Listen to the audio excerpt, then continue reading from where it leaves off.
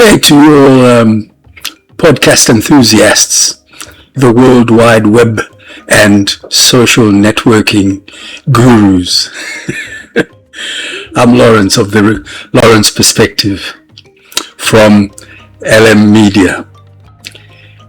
I'd like to talk a different topic today, which is basically to look at my background in process industries and mineral processing and extraction, and the role of flotation reagents and chemicals in the mineral extraction processes.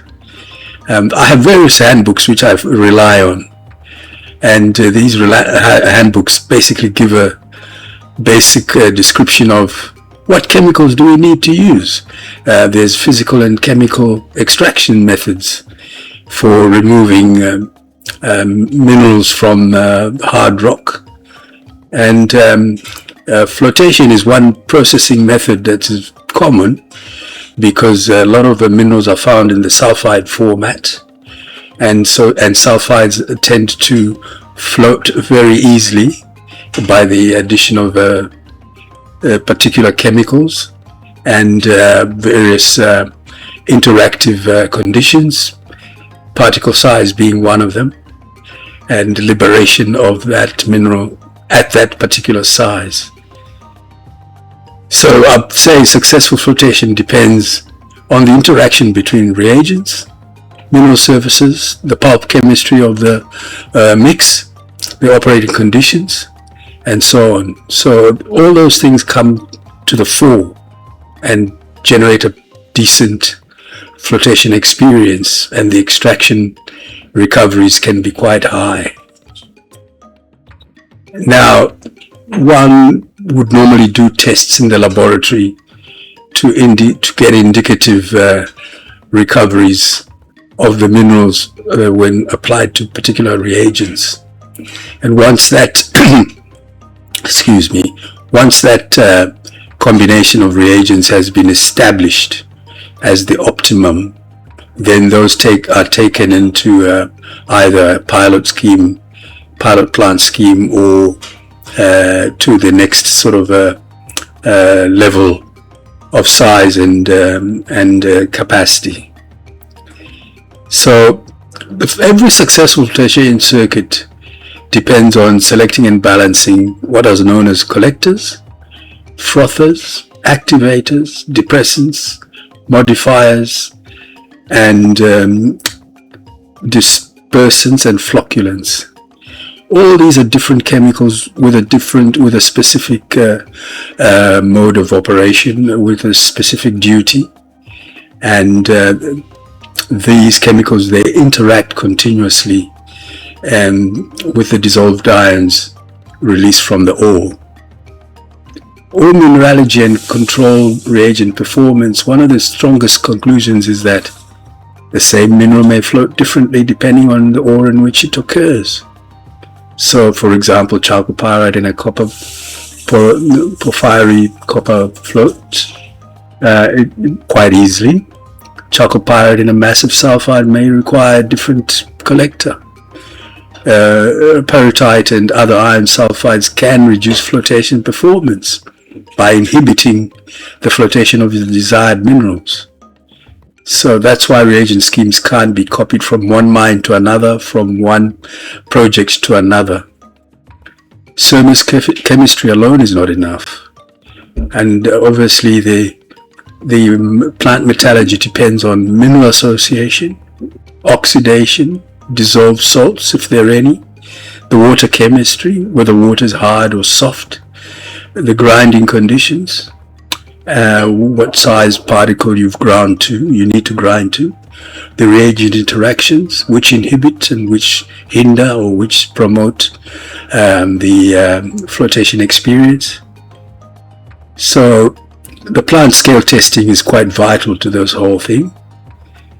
Now, collectors, they determine selectivity, and the major collector families include xanthates, dithiophosphates, thiocarbamates, hydroxymates, fatty acids, phosphonic acids, phosphoric acid esters, sulfonates, alkyl sulfates. And all of these collectors have a different absorption mechanism, the selectivity, stability, pH range that they can operate within, and the mineral affinity, the degree to which they will collect with the mineral. And so no single collector is universally superior. There's no such thing. Frothers are the foam makers. They make the froth. Frothers control the bubble size, stability of the bubble, influence on the particle attachment, and they influence the kinetics, how quickly the minerals respond to flotation, and they affect recovery, how much is left over and how much is carried through. Now, these frothers perform best under different pulp chemistries and conditions of pH. Modifiers control selectivity, and modifiers include lime, sodium cyanide, copper sulfate, sodium silicate, organic polymers, sulfur dioxide, zinc sulfate.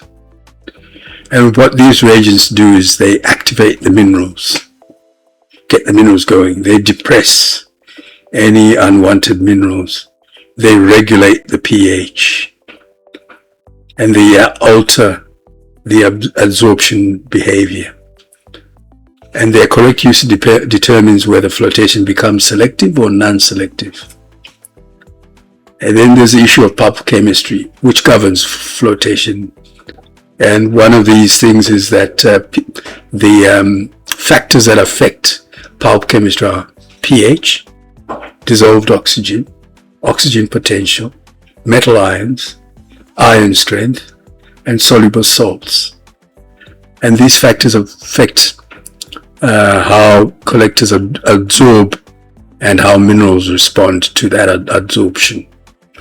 And adsorption is the key mechanism by which flotation occurs.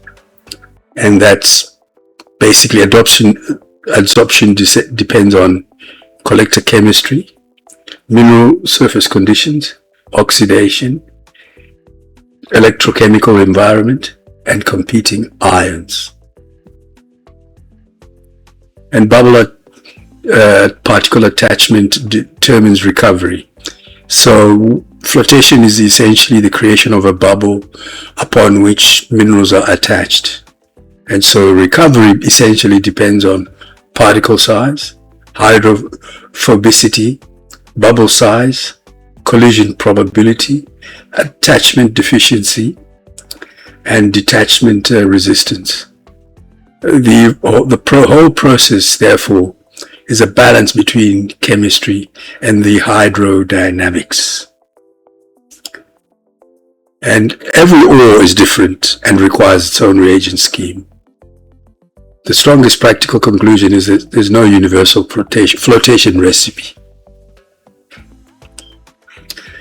Each ore body requires lab testing, pilot testing, plant trials, and continual optimization, which is where you end up with the optimum grade recovery combination. So, in summary, flotation reagents are the best methods by which you can achieve recovery of minerals from a parent rock, particularly sulfide minerals. And therefore, successful flotation is achieved by integrating sound mineralogy, surface chemistry, reagent chemistry, flotation physics, and operating experience. And you don't rely on just a single model or a single reagent. So a process engineer has to understand the ore before selecting reagents, the pulp chemistry, the reagent combinations rather than the individual chemicals, and validate any lab findings with plant trials. and adjust reagent schemes as ore characteristics change, and view the whole flotation as a chemical integrated physical and operational process. With that, I give you basic fundamentals of flotation and hope that you've understood and are capable of moving forward with your projects in the mineral industry and get a handle on how to basically approach flotation as a processing method. I'm Lawrence, signing off on the Lawrence Perspective. Thank you.